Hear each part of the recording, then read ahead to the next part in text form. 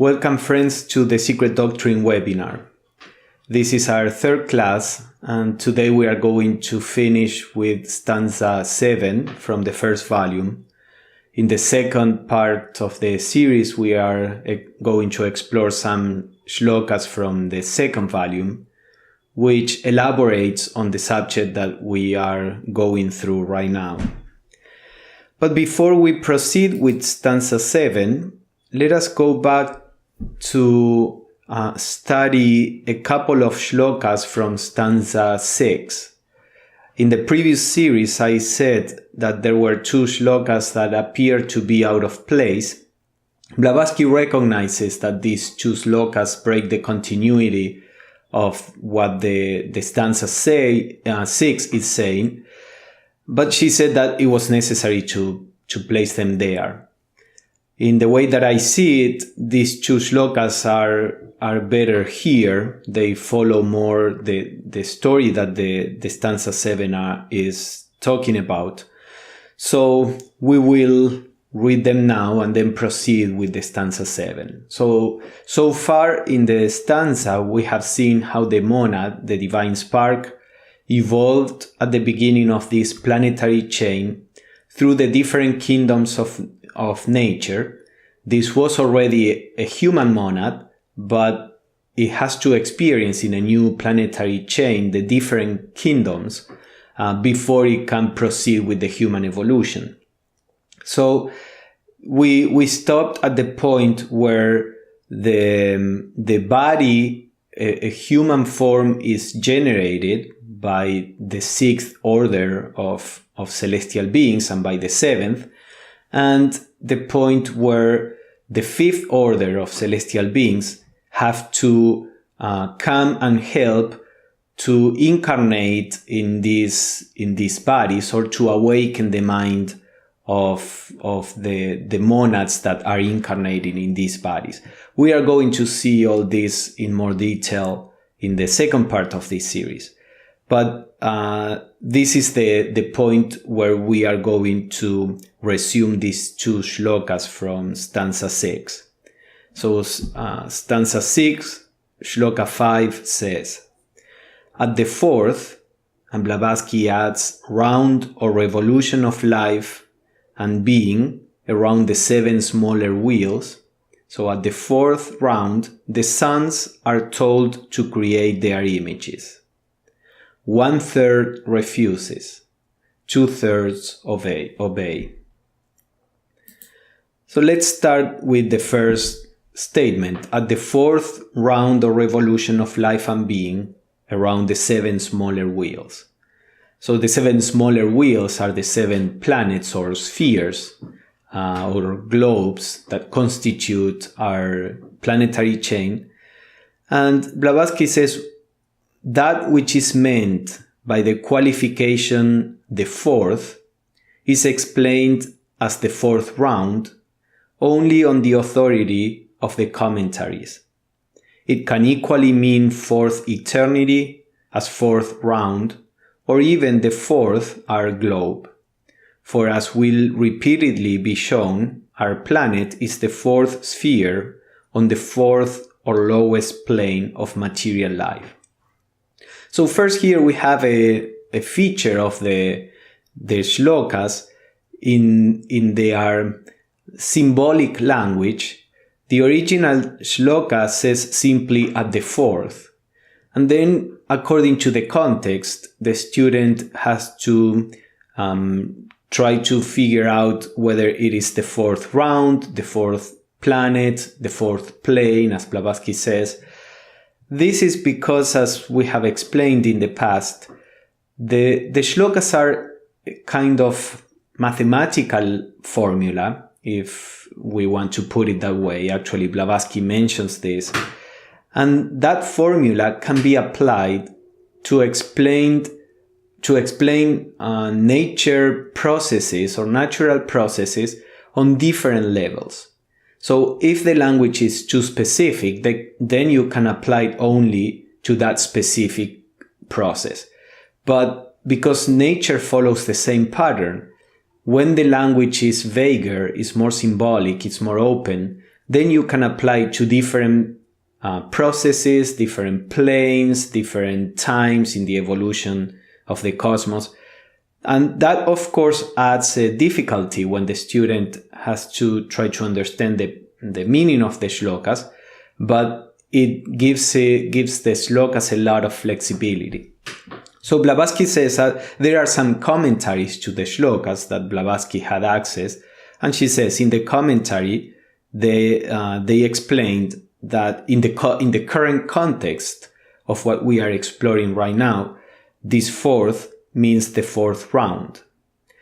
Now, the second interesting point here is the special place of number 4 in this particular model. Here we have a diagram of the planetary chain that we have shown several times before. So there are the number 4 is present in different ways. For example, the Earth is the 4th globe in this chain of spheres. We have the first one, second, third, fourth, and then beyond the Earth is the 5th, 6th, and 7th. So number 4 can be referring to the Earth. Now, these 7 globes are arranged, as we explored in a previous series, on the 4 lower planes of the cosmos. The Earth in particular being on the lowest of them, on the 4th.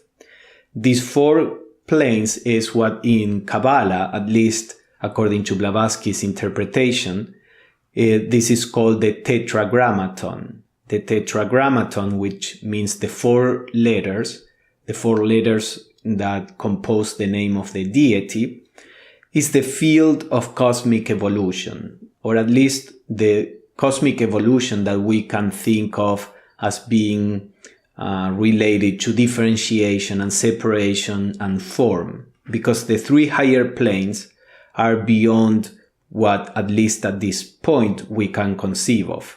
They look like a spiritual unity to us.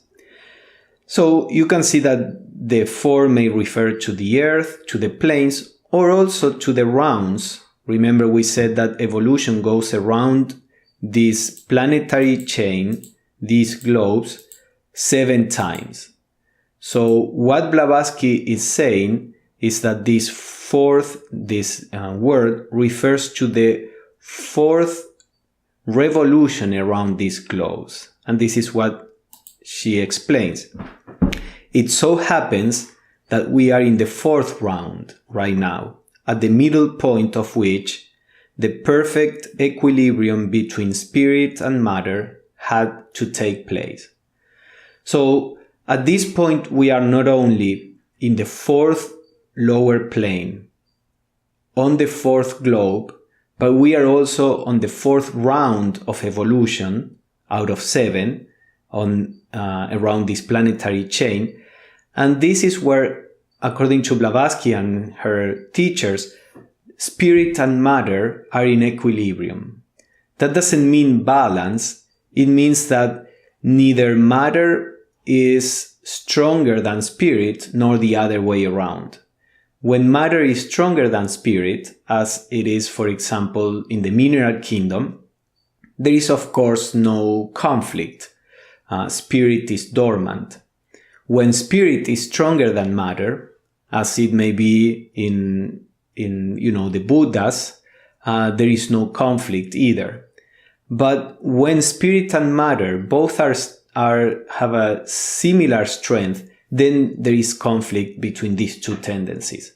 And this is the cycle in which we are at the moment. We are in an evolutionary cycle where both powers are in conflict with each other. And because we have just passed the middle of that cycle, we are beginning to enter into the ascending arc of evolution. The first arc of evolution is descending into materiality. Now we are just out of the lowest point, beginning to ascend again. Now, when we were at the lowest point is when the suns, referring to a certain order of celestial beings, are told to create. And that's what we are going to explore in these two shlokas that come from stanza 6. So the sons are told to create their images. 1/3 refuses, 2/3 obey. And there is a quote from a commentary to the stanzas of Dzyan.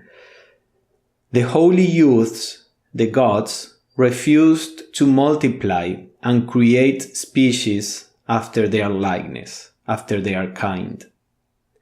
They are not fit forms or rupas for us, they said. They have to grow.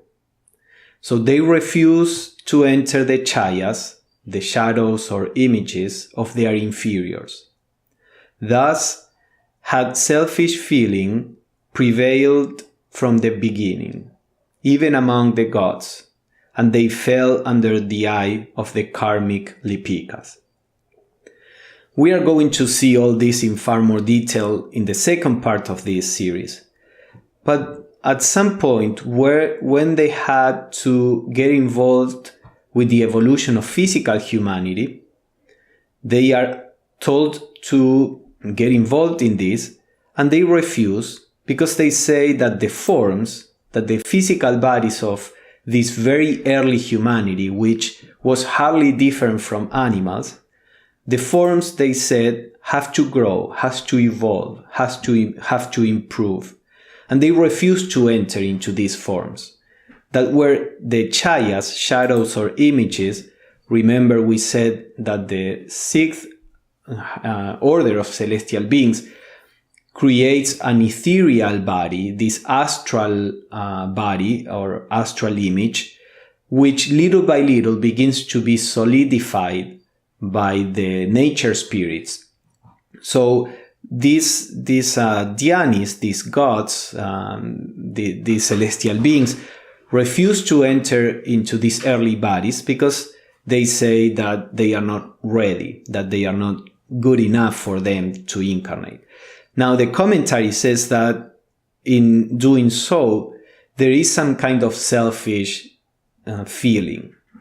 So the question is, can celestial beings have these selfish feelings? Let's see what Blavatsky says first about the process that we are discussing right now. She says, powers, pure essences that were told to create is not only one of the most hidden secrets of nature, that of generation, but likewise a divine function that involves that other religious, or rather dogmatic, mystery, the fall of the angels, as it is called. So this has to do with this idea of the fall of the angels. As we are going to see, there are several falls. Some of them are natural, some of them are an act of self-sacrifice, and some of them are a mistake.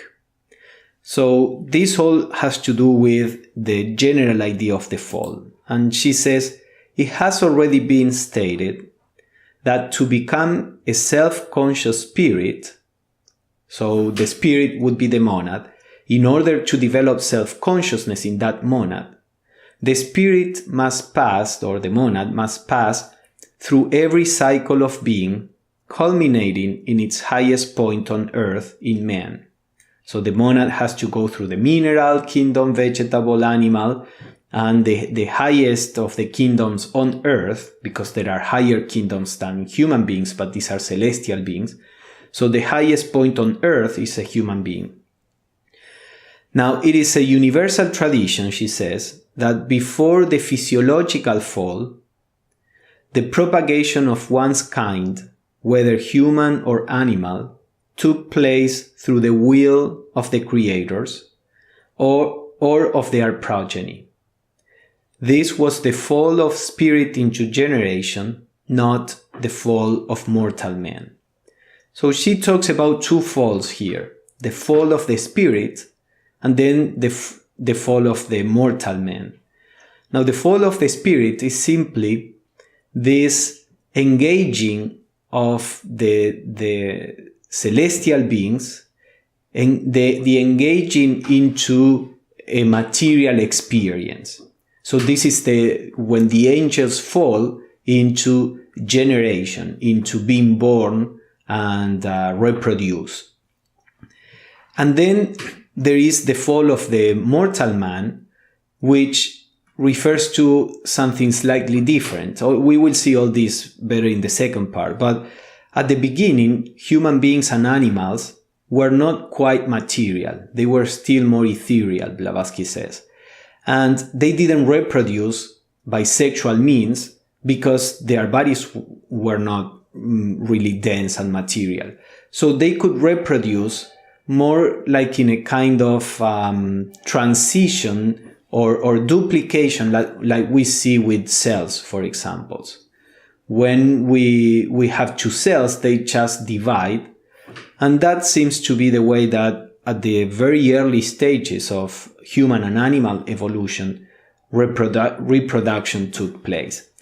So when human beings become physical and they separate into sexes, then that is also called a fall, in the sense that now reproduction has to proceed by physical means.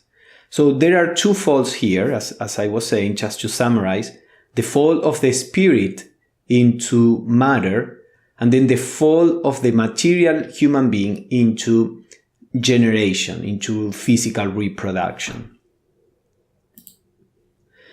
Now, the shloka says that 1/3 of the celestial beings refused to incarnate or to engage in the generation of human beings.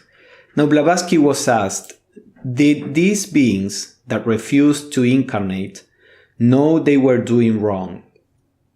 And Blavatsky says, I suppose they did, but it was disagreeable to imprison themselves into those bodies once more. And they delayed and delayed. They do belong to the divine hierarchy because they had been men in the preceding Manvantara. Now, whether it was on this earth or on other earths, I do not know, but they were manus, thinking beings. So let us see two things here.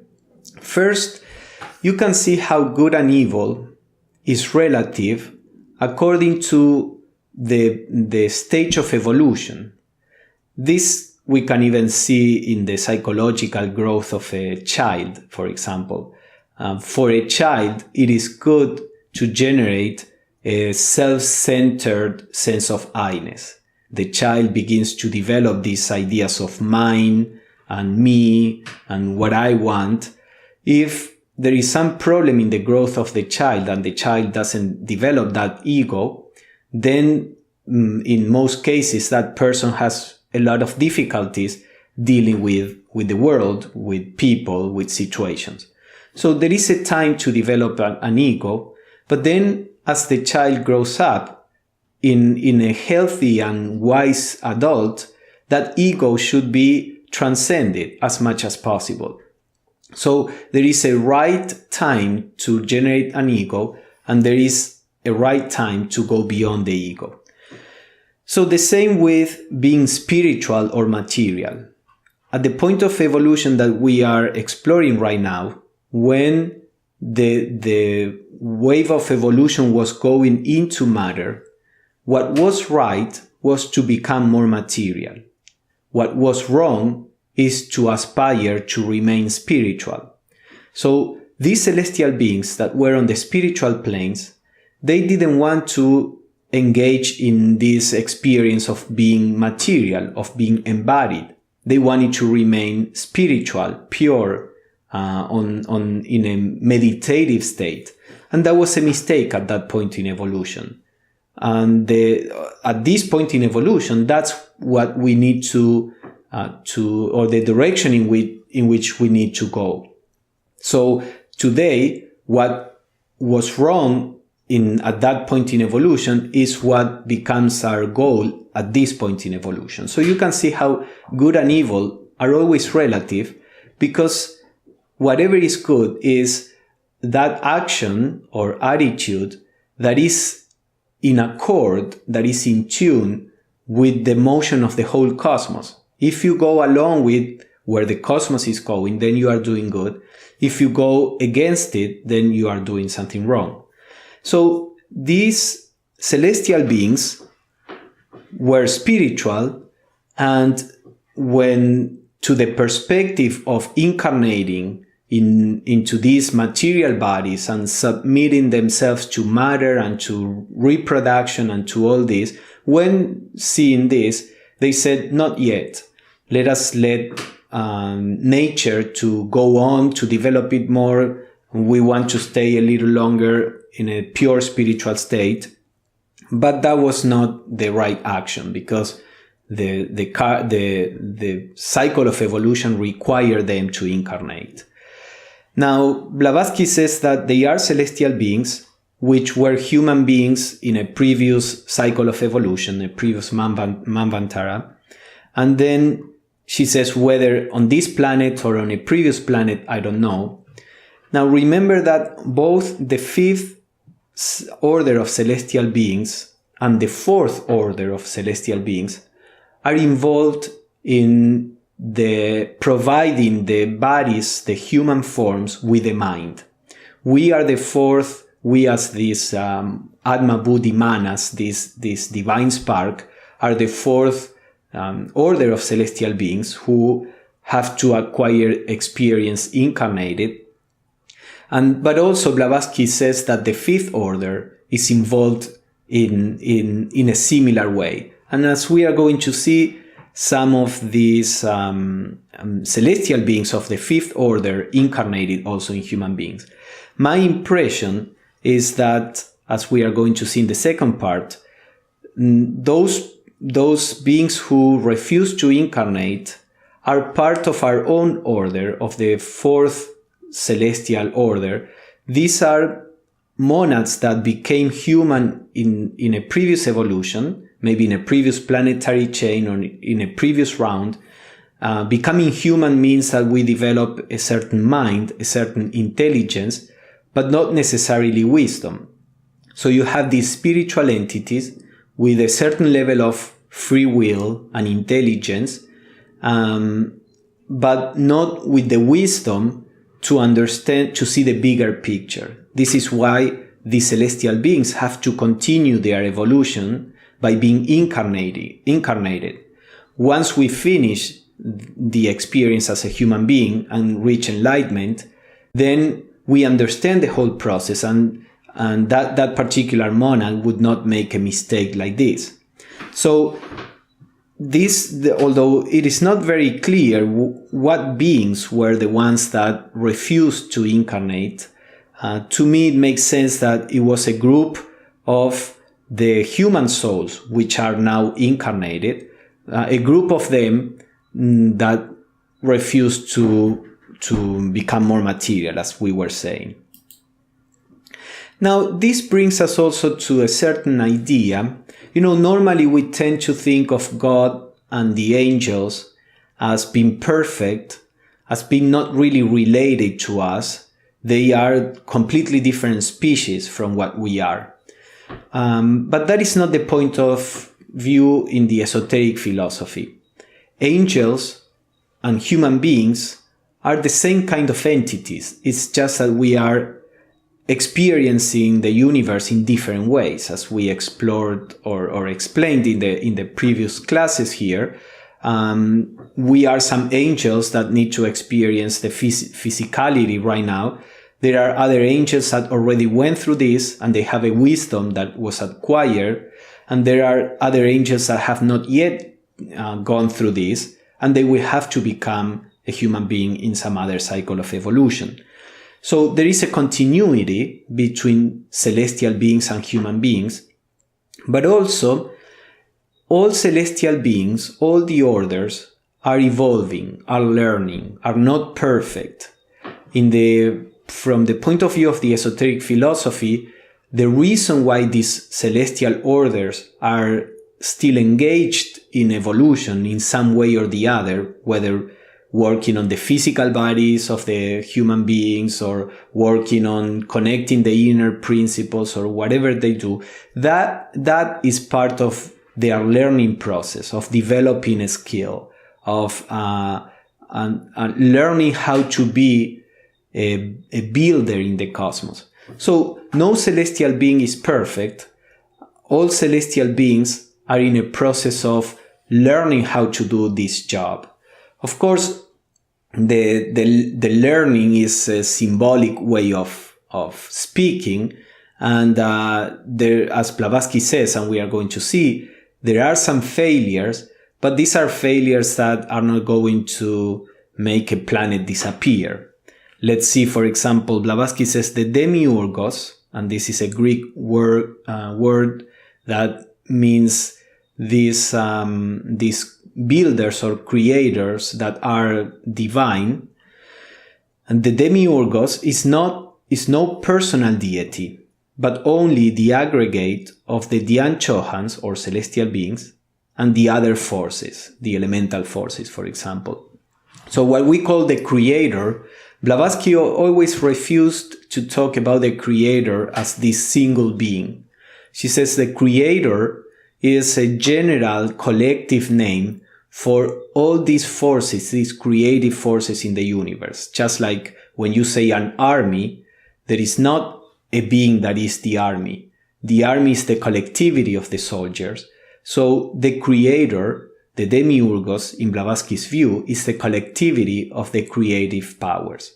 Of course, there is one universal mind from which they all draw, and perhaps you could think of the universal mind as the creator, but this universal mind is not a separate entity.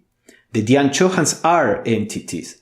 The universal mind is the intelligence that is built into the very fabric of the universe. So Blavatsky normally tried to avoid putting this in terms of a personal deity, as we are used to regard it in the Judeo-Christian tradition.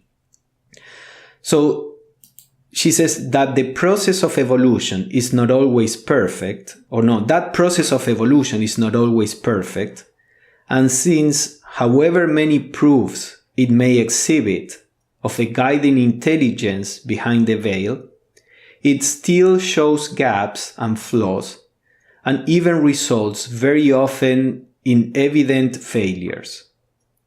Therefore, neither the collective host, the demiurgos, nor any of the working powers individually are proper subjects for divine honors or worship. So she says it is true that there is a guiding, many things exhibit this guiding intelligence behind the veil. If you look at nature, there is so much intelligence behind. That is true. Now, nature is not perfect, Blavatsky says. Actually, as we are going to see in the second part, she says nature unaided fails. And she gives some examples of some failures that nature had to correct. In some cases, extinctions, when a species, there is an event of the extinction of a species, or even, a more global event, Blavatsky says these are failures that the celestial beings are trying to produce something, and then they realize that is not appropriate, and then they wipe out what they were trying to produce, and then they try again. So you see that from this point of view, evolution is a very dynamic process. It's not mechanical like in science. It's not a perfect creation like in the Judeo-Christian tradition. It's a dynamic process in which all the parts involved are learning and are acquiring a skill. So she says there are no divine entities that we should worship, although, she says, all are entitled to the grateful reverence of humanity. All these celestial beings are spiritual entities. They are playing their part. They are all entitled to the grateful reverence of humanity. And man ought to be ever striving to help the divine evolution of ideas by becoming to the best of his ability a co-worker with nature in the cyclic task. So she says ideas here with a capital I, the evolution of the divine evolution of ideas. She's probably referring to Plato's philosophy, where he says there are these divine ideas in the mind of the Logos, and evolution is the process of manifesting these ideas. So she says that humanity should be grateful to the celestial beings, but also not position himself or herself, any human being, as a lowly, entity that has nothing to do with the angels or the process of evolution. We are, whether we like it or not, we are co-workers with nature. We affect, as we are all very aware right now, the climate, the weather. We affect the forests. We affect how the earth is developing. So we are co-workers with nature. And the more we evolve and the more we awaken these latent powers that are spiritual powers, because we essentially are spiritual entities, these celestial beings, as we awaken these divine powers, then we can become more and more conscious helpers of evolution. Now, thankfully, all these divine powers are latent because we still don't have the wisdom to help evolution. Actually, with the few powers that we have developed through the development of our intellect and technology and physical ability, we are not helping the planet. So it is good that all these powers are still latent. As we grow in wisdom, along with that, the powers will awaken more and more, and we will become a more effective co-worker of nature, along with all the other celestial beings.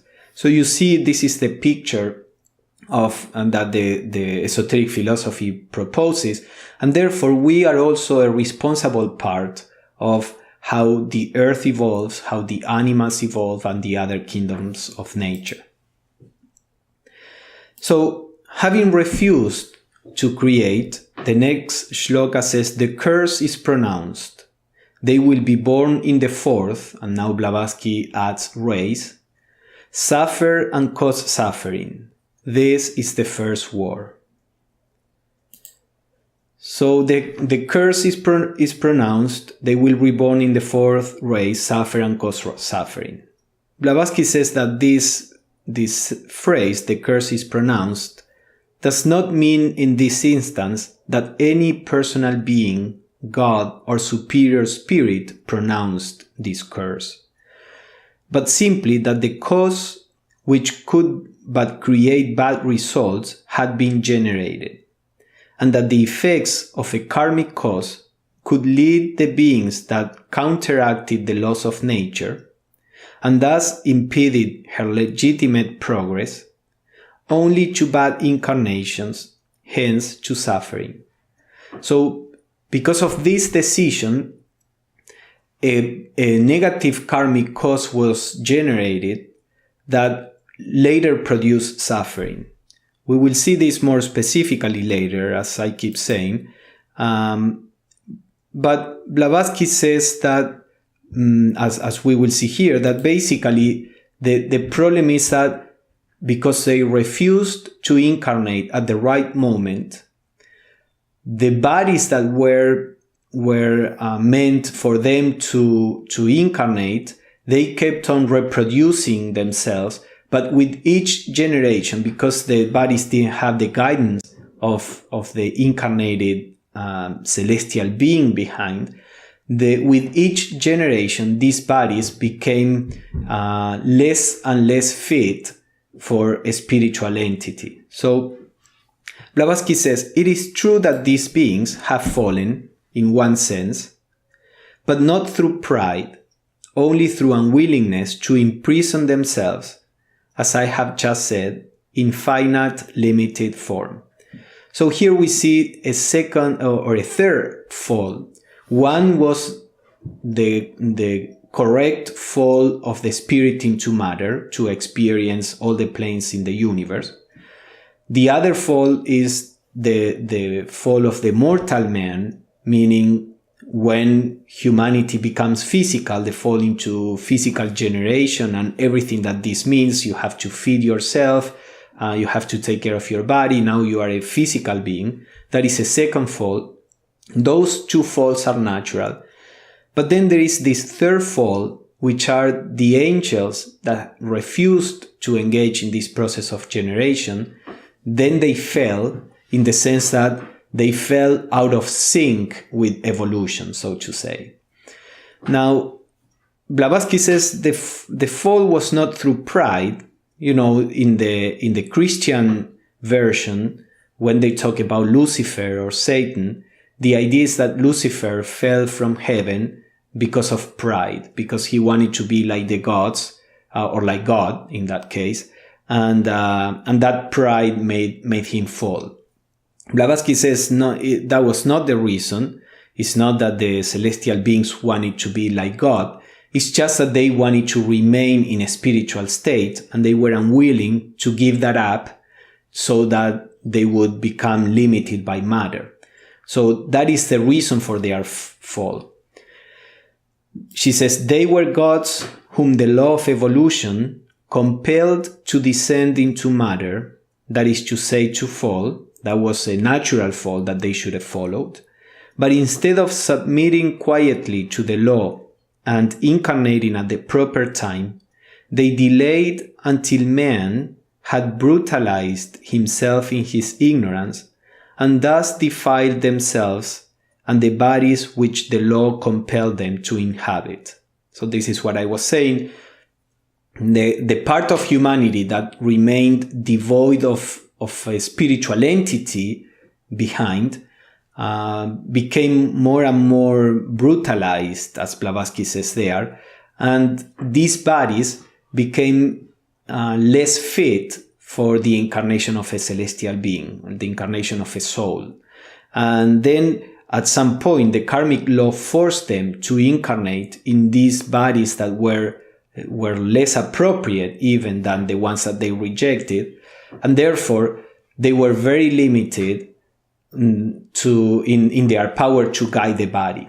The matter was too strong, the structure of the body was not good enough to receive the spiritual influence, and these human beings became evil forces in the world. But we will see that in the second part of the series. This is why it is said they will suffer and create suffering. And this is the first war. Blavatsky says there were many wars, or this is in one of the commentaries, and she says this refers to several struggles of adjustment, spiritual, cosmical, and astronomical, but chiefly to the mystery of the evolution of man as he is now. So in the previous series we saw that there were wars, in quotation marks, even in the formation of the solar system and the planets. And the idea of the war in heaven is again another religious allegory that can be applied to many levels. In this particular case, the refusal to incarnate by this group of Dhyanis is the first war in heaven when connected to the evolution of humanity.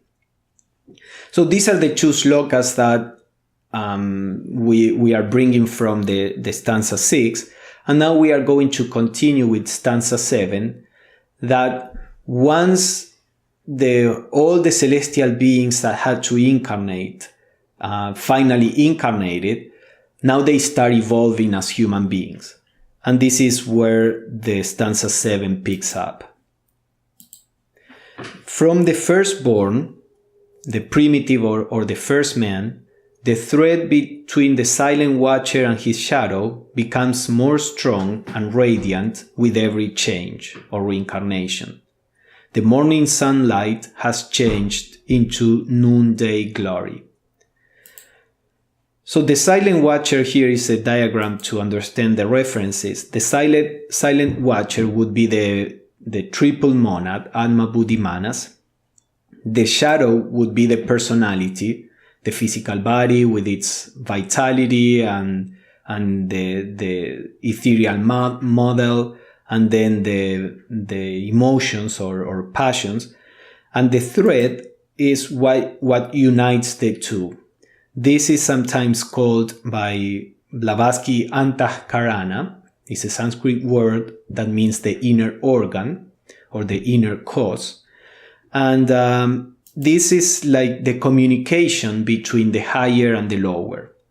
With each incarnation, with more and more experience that is gathered by the silent watcher, the monad, and with more and more reshaping of the personality so that it is in tune with the spiritual, this thread grows and becomes more radiant with every reincarnation. So this talks about the evolution. Now, of course, here in this way of seeing it, the silent watcher seems to be different and separate from the shadow. Perhaps there is another way in which we can keep the unity, which is what Blavatsky tries to refer to in her explanation. She says, this is a sentence, or this sentence is another psychological mystery that will find its explanation in Book 2.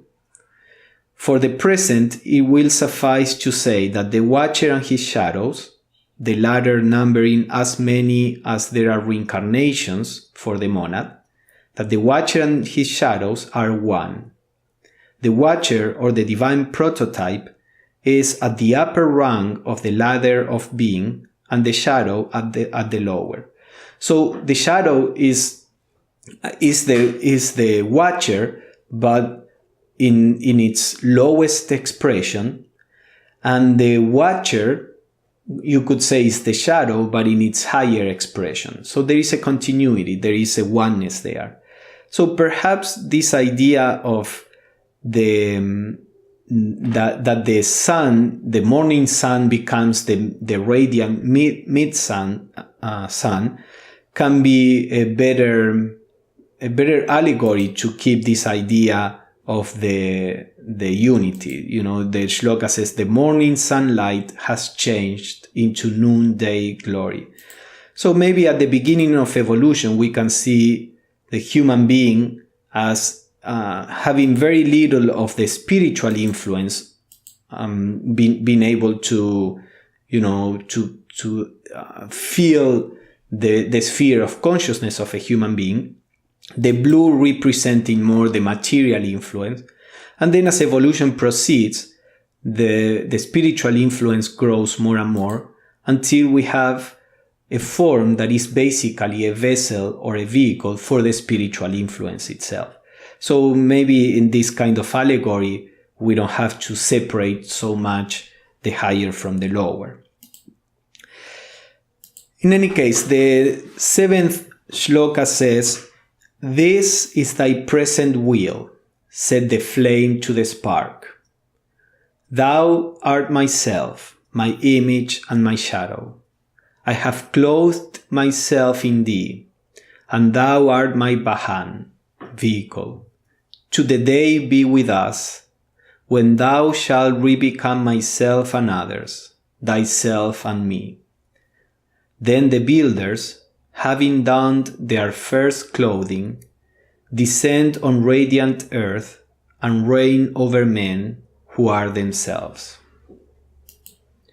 So let's start going through the different sentences. The day be with us, when thou shalt re-become myself and others, thyself and me. So the flame is talking to the shadow, or the silent watcher to the shadow, and say, you are me. We seem to be separate, but at the day be with us, you shall re-become myself and others, thyself and me. So he's talking about a period in evolution where there will be unity. We already explored this idea of the day be with us in the previous series. Blavatsky says the day when the spark will re-become the flame, when a human being will merge into his Dhyan Chohan. We don't need to go into that. We explained in a previous series that all our monads are sparks of a fire that is this Dhyani Buddha, the head of one of the rays of consciousness to which we belong. So there is a time where even our monad merges with this logoi, this Dhyani Buddha, this fundamental ray of consciousness. And you will re-become the flame, myself and others, thyself and me, as the stanza has it, means this. In parinirvana, when the pralaya will have reduced not only material and physical bodies, but even the spiritual egos to their original principle, the past, present, and even future humanities, like all things, will be one and the same. So at the end of the whole process of evolution, in what is called parinirvana, parinirvana is a state of absolute unity. It's a state that is beyond what we call nirvana. So at the end of the process of evolution, all differentiation will be dissolved. Not only the material differentiation, but also the spiritual differentiation. And everything will be one and the same. She says everything will have re-entered the great breath. The great breath, as we saw in the first series, is an aspect of the absolute reality. In other words, everything will be merged in Brahma, or the divine unity. So this part is of the stanza is again pointing to the fact that though there is separation and differentiation, essentially we are still one. Everything is one. And after this stage in this play that is evolution, where we all have different roles and different forms, after all this is accomplished, after the development of self-consciousness, which comes out of being part of this play, is accomplished, then everything returns to what it always was, that is this unity. Until after a period of rest, a new play begins, a new period of differentiation, where this self-consciousness can be developed further and further. And the stanza says, then the builders, having donned their first clothing, descend on radiant earth and reign over men who are themselves. So their first clothing can be interpreted in different ways. For the time being, we will interpret it in the easiest. You can think of the builders, the celestial beings, let go of their spiritual bodies, and now will assume they descend on earth and they assume a physical form. So there is this idea that there are some divine beings that, leaving behind their spiritual bodies, now come to earth and reign over men who are themselves. So Blavatsky explains the Watchers, which are a different hierarchy of beings, not these orders of beings that we were talking that have to incarnate as the soul in human beings.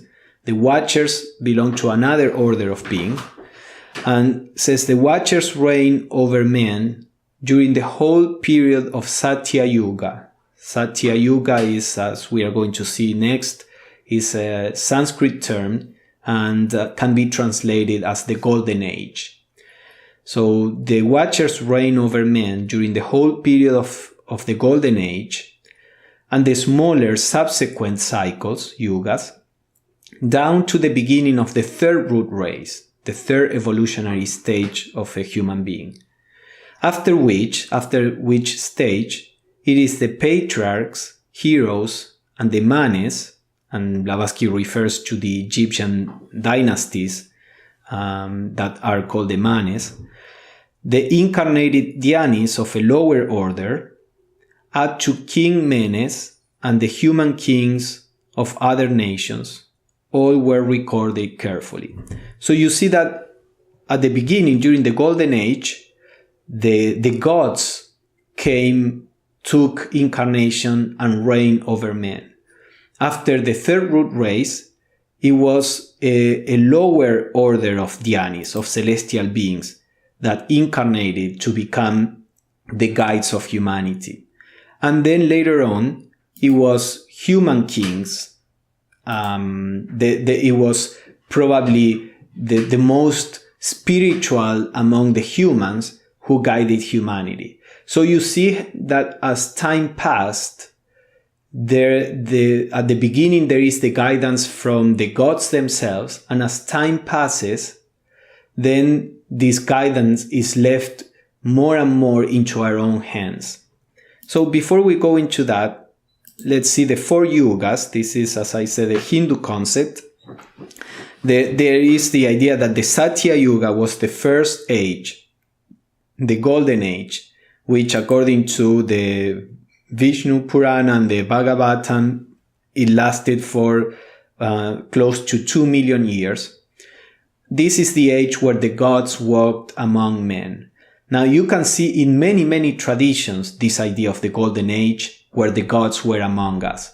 From the mythology in the Australian natives, to India, to the Greeks, to the Mayans here, everywhere there is this tradition of the Golden Age where the gods were among us. So something must have happened if all these different traditions that have no contact between them are saying the same. And this is what the Secret Doctrine explains. In the second part of the series, we are going to see what this means in particular. Then there was another cycle of evolution after the Satya Yuga ended, the Treta Yuga, which can be translated as the Silver Age, a little over a million years, where humanity was less spiritual, where materiality began to be stronger, and then the gods began to recede from guiding humanity, or at least the higher gods. So there were lower gods or celestial beings that were incarnated.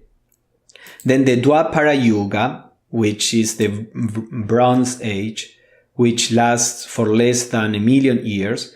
At that point, humanity had grown quite materialistic, and probably at this point, the guides were human beings, highly evolved human beings, but not gods any longer.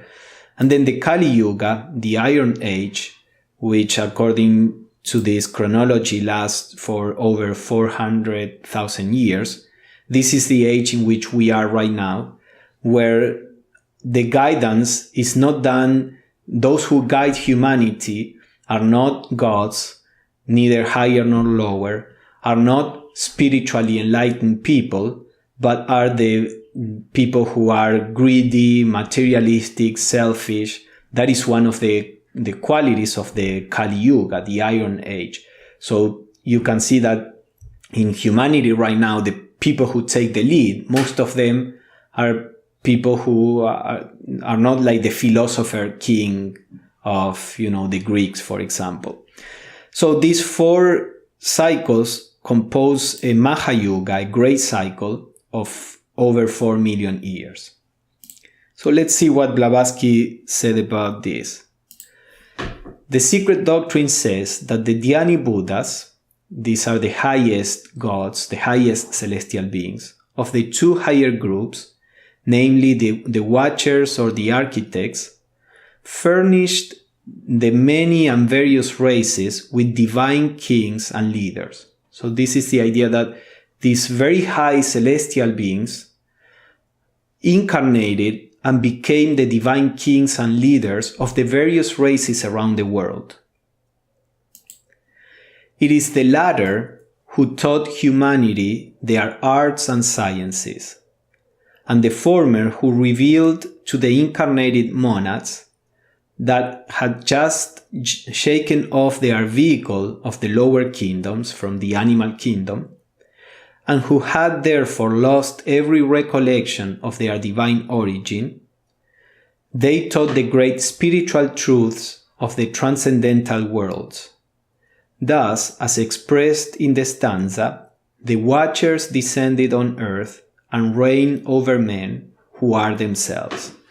So, from the point of view of the esoteric tradition, humanity didn't learn the arts, agriculture, how to read the stars, medicine. All these things were not learned by random trial and error. Humanity was never alone in the process of evolution, left to figure things out, but there were always the gods that before humanity could develop a strong mind, when humanity was like a child needs parents. So when humanity was at the beginning of evolution, we had these guiding parents. We had the gods that helped us develop all the cultures and the sciences and what to eat, what not to eat, the seasons, how to do this or that. This, as I said, is recorded in many traditions. In many traditions, native traditions, they have a collective remembrance of this by means of their myths and stories. And they do talk about gods coming down to earth and teaching us. There is a story also that some scientists were talking to some native shamans, and they saw that the shamans knew very well what herbs to use for when a bone was broken or when there was some stomachache or this or that. And then these scientists asked the shaman, how did you figure out all this? And the shaman said, we go to the inner world, in our tradition, we go to the inner world. Sometimes the gods teach us, or sometimes they come to our dreams in the dream world, and you may have a god that comes and tell you what to use for what, or some nature spirit. So this is even at the beginning of humanity, the gods were in direct contact with us. As they receded, then they could be accessed on the inner planes by the shamans, by people who had a special sensitivity to all this. But then as we became more and more material, for most of us, even that avenue of communication is closed. So now if we have to figure something out, we have to figure that out by scientific means, by this very slow and tedious process of experimentation, half understanding what we are doing, assuming many things that are not correct. So science is constantly trying to correct itself. All this is not effective at all. It was far more effective to learn from, the gods or the spirits of nature. But this is part of the natural process. We have isolated ourselves from nature. Now we have to figure out how to do things by ourselves. And that is what also, even though we do blunder here and there, in this effort, we realize, we learn and evoke the potential wisdom and powers that are in every human being.